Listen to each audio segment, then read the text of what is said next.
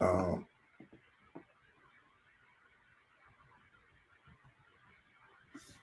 all right. So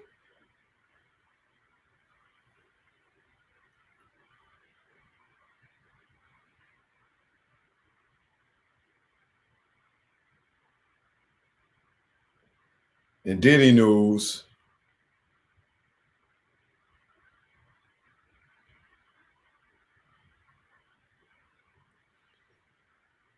this Diddy thing don't stop, boy. No pun intended. Can't stop, won't stop. God damn, boy. And then I seen D Woods. I'm like, come on, D Woods. Yeah, that's another thing. It's a lot of Diddy news, but yeah, let me D Woods, man. Wow, wow, boy. All right, let's get to the Diddy news. Hold on, let me take this down here.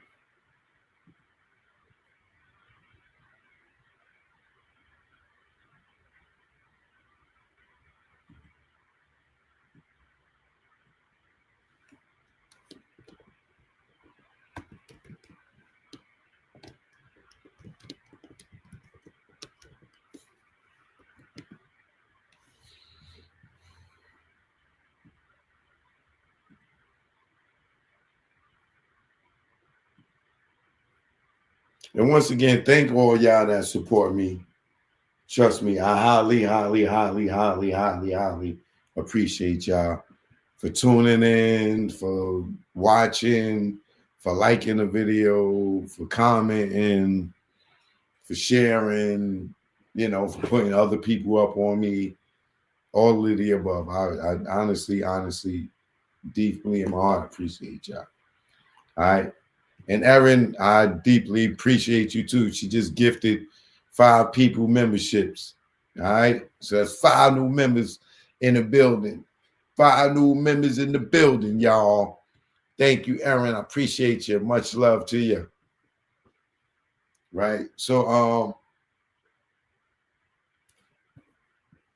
let me get into this new thing. Sean Diddy Combs' ex-assistant claims he was ordered to have sex to prove his loyalty in bombshell new doc. Oh boy. Sean Diddy Combs' former personal assistant broke down in tears in a new interview as he described the moment his former employee allegedly ordered him to have sex with a girl to prove his loyalty. Speaking with journalist Mara S. Campo for Investigation Discovery, The Fall of Diddy, which released its first 2 episodes on Monday. Did it? I ain't hearing nothing about it. Philippines revealed new details about the shocking allegation he made against the disgraced hip hop mogul, who's 55, in a lawsuit he filed in December. Pines, who allegedly worked for Combs from 2019 to 2021, is suing him for sexual battery, sexual harassment, and sex trafficking, claiming that his job duties were to enable Combs' alleged sexual activities. In addition to facing a lawsuit from Paz and several others, Diddy is currently locked up in a Brooklyn jail as he's awaiting trial on charges of sex trafficking and racketeering. Diddy has pleaded not guilty to all charges and denied Pines' allegations. But in his new interview for the ID doc, Pines claimed loyalty was everything to Diddy, adding that the moment the disgraced musician allegedly told him to prove himself was something I won't forget. My life changed and I never recovered from it. And I never recovered from it, he said as he was crying. According to Pines, Diddy had been drinking all day before the alleged freak off. The former assistant went on to claim he was allegedly pressured to partake in the sex party after his boss offered him alcohol. I took a shot of alcohol with him. That was his way of making sure you felt comfortable. Pines recounted. I go back to the office. I sit there. I get summoned again to take a shot. Take a shot. He's out of his mind. He's in rare form, as we would call it. Tearing up, he continued. I remember hearing the words, "Prove your loyalty to me. You're a king." He grabbed me by the shoulders. He gave me a massage like a coach would give a player that's about to enter the game. He handed me a condom and he pushed me to a girl that was on the couch, a guest.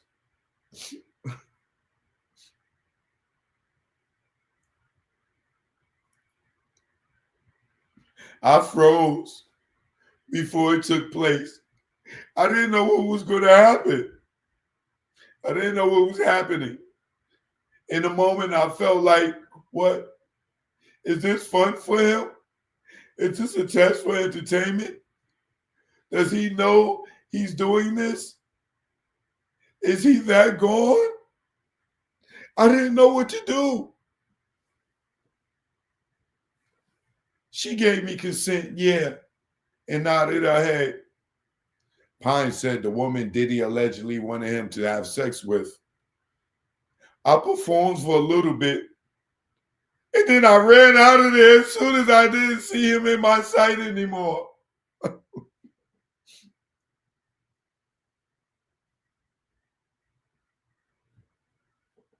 Explaining why he agreed, the rapper's ex-assistant claimed he saw Diddy allegedly physically assault employees who stood up to him. I saw how angry he could get from the simplest thing. I thought to myself, if I didn't do this, I don't know what's going to happen. Today, Pons has a great sense of remorse about what he said happened. He also shared that he believed a bomb would explode if he ever divulged about the alleged incident. Hold on for a second.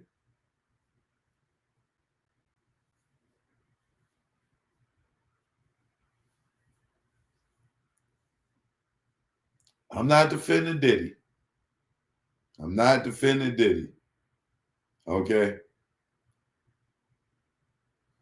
So your allegation, Mr. Pond, is that you were sex trafficked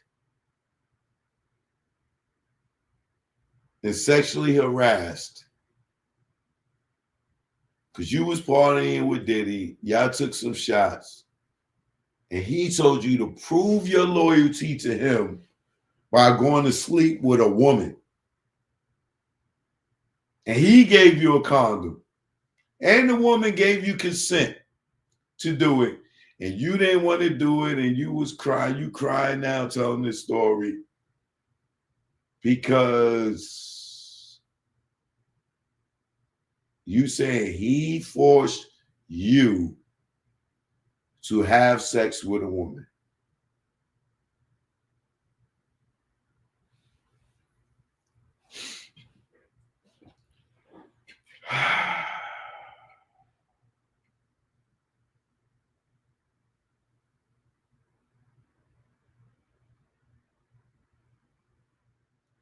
So, brother, you telling me you couldn't walk right out past the woman? You couldn't tell him no?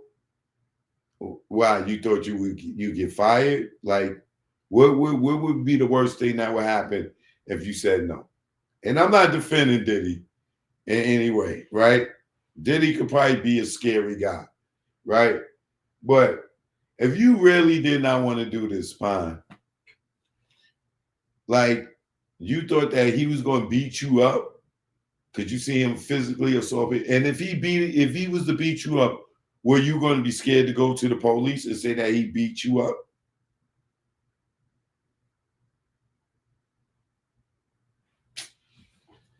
Yo, man, like there's victims, and then there's some weak ass motherfuckers out here. You know what I'm saying? I'm not saying this guy's pine is either or. I'm just saying Like,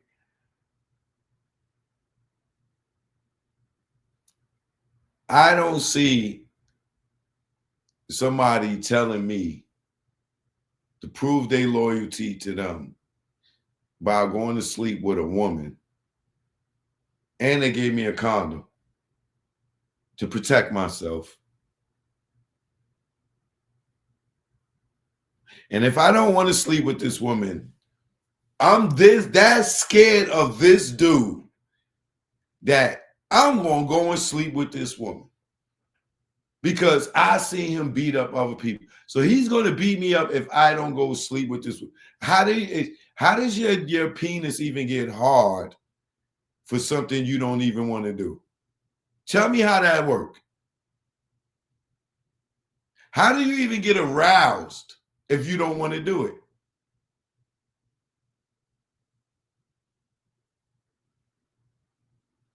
You terrified, but you could get a hard on.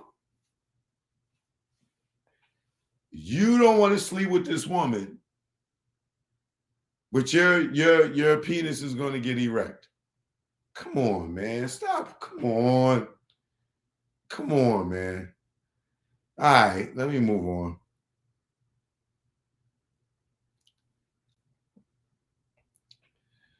I come from a Christian background and I lean on those morals heavily, he said, crying.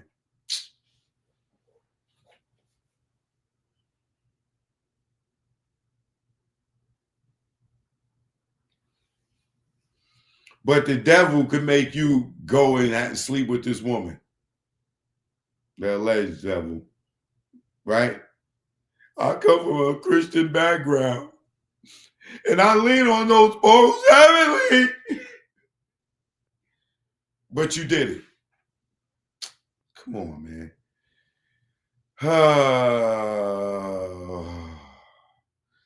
Diddy's attorney told the Post, no matter how many lawsuits are filed, it won't change the fact that Mr. Combs has never sexually assaulted or sex trafficked anyone, man or woman, adult or minor. We live in a world where anyone can file a lawsuit for any reason. Fortunately, a fair and an impartial judicial process exists to find the truth. And Mr. Combs is confident he will prevail in court.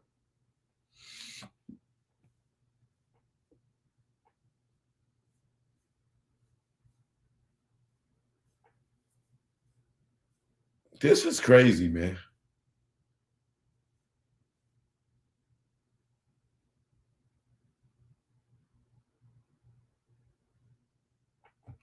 This is crazy, man. Like,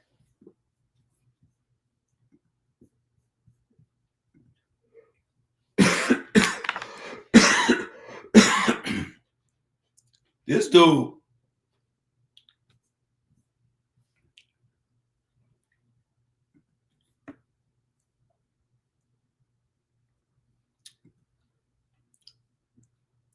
this dude is sitting there accusing Diddy of sexual assault.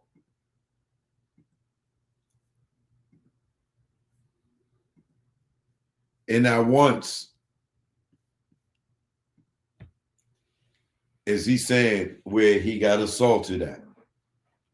Like Diddy made him go sleep with a woman, gave him like, yo, bro, man. Yo, man. See, this part is like the part that was like the people that was lying on R. Kelly. Like it was a bunch of girls that were just making up stuff. And people just felt R. Kelly was such a monster that everything that these people were saying, people was believing it. You know what I'm saying? But when you start you doing deep dives on these people and you're going through timelines and you meet people and all this other stuff, like with that's what's gonna happen in this Diddy case. When the trial starts, what's gonna happen is you're gonna have dates and times that they're gonna be making accusations, and people gonna be like, "Oh no, they was here, or they was here, or they was here," and that's what was happening in the R. Kelly case. But by the time you figured out these people was bullshit, this nigga got 30 years. It's just like the phone text messages coming out where Azriel Clary moms was texting R. Kelly pretending to be the daughter. Gayle King ain't bringing her back on TV to say, "Hey, you came up on my show and lied to me. You was texting Robert yourself. You were grooming your daughter to be with Robert." No, Gayle King ain't gonna do that, because then she makes the legal system look wrong. You know what I'm saying? Why they didn't allow the parents to be subpoenaed in R. Kelly's case? Because the mother would have been busted, right? And he would have beat it. But it's part of the railroad. Diddy right here is getting that same goddamn treatment. Niggas about Diddy getting it worse, bro. R. Kelly had Surviving R. Kelly. That was it. With Dream Hampton in them, right? Those was all one vehicle of the R. Kelly shit. Out here, you got 50, you got this person, you got TMZ, you got this person, you got the ID channel, you got this person. They all making joints. So predominantly of the jurors are gonna see these documentaries and they're gonna believe this. And ain't nobody that getting on that jury ain't seen that goddamn casting video.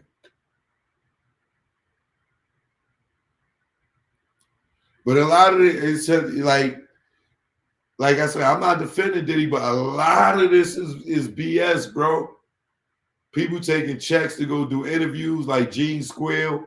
Everybody want to check now. They seeing Gene Squill out here, you know what I'm saying, making money. So everybody want to come and tell a story now. Yeah, I knew Diddy too. Shit.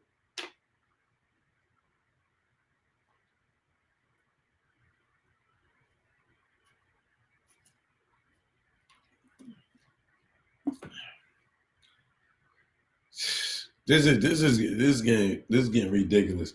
But you're gonna see how ridiculous they get when the trial get to going, and you get to see the transcripts and the paperwork and see how many people they're gonna destroy on that stand. They're gonna destroy a lot of people on their defense. Watch.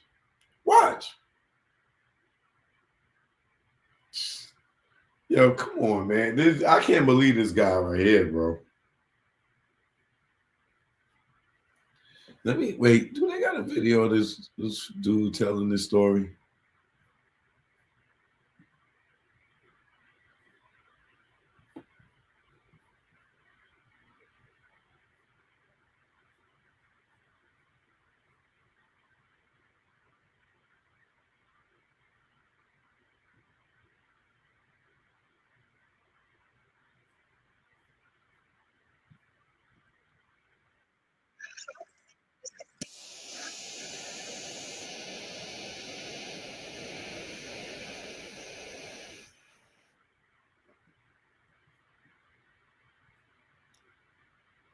Okay. They got a trailer. I hate to even get his trailer any attention.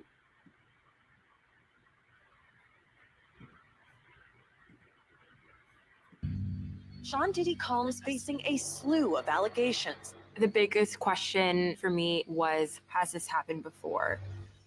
The docuseries is called The Fall of Diddy, and it's just that. It's tracing how this global icon, a billionaire, a successful business mogul, has gotten to this point where he is an inmate awaiting trial. It tracks that whole trajectory.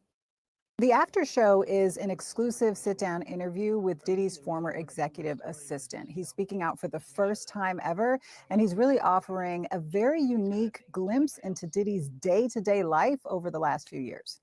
we've been hearing a lot of kind of big picture information like freak offs and these wild parties. What he's able to tell us is exactly what that looked like. He was responsible for setting up every aspect of Diddy's day. He was responsible for cleaning up after Diddy. So he saw everything. Sometimes he'd be invited into rooms as certain activities were ongoing. There's a really, really important distinction to be made between criminal behavior and what people might consider immoral behavior. So the criminal aspect is yet to be seen. He will go to trial, he will face a jury of his peers, there will be a verdict, and that will become part of his legacy. From the moral perspective, from the image perspective, I think he's already suffered irreparable damage. We've learned so much about him from so many different people that whether or not it's criminal, people will never see him the same again. Sean Diddy.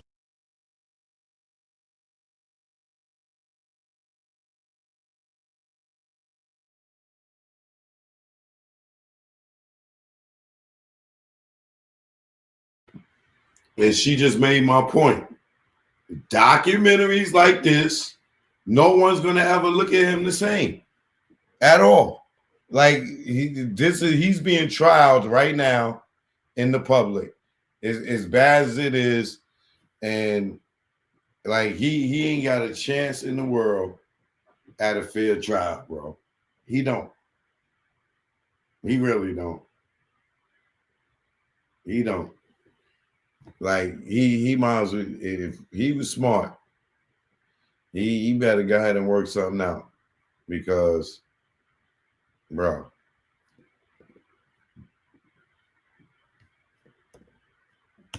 they're gonna railroad his ass, and I'm sure he's probably guilty of something, but just like R. Kelly, that was like they right now they just telling us Cassie. Cassie was his girlfriend, bro. Cassie could have been left that dude. She chose to stuck around. Now she was sex trafficked. Like that's not a RICO. That's just one person. Like, and they gonna weed through all these civil people and the ones that could be credible. Then they gonna add them on. But right now, that nigga is locked up for sex trafficking his girlfriend of 10 years. Same thing with R. Kelly. And R. Kelly's still with Joycelyn. This nigga in jail. And he's still, and the girl's still with him, bro. Like, he in jail because one of them, Azriel, like, yo, that's crazy, bro. That's crazy. Nigga wine and dine these motherfucking women for all these years and then go to jail for it.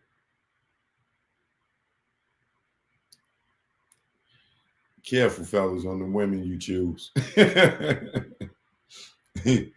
Ain't nothing like a woman scorn, boy. Jesus Christ, boy. Sheesh. All right. Let's get to this one.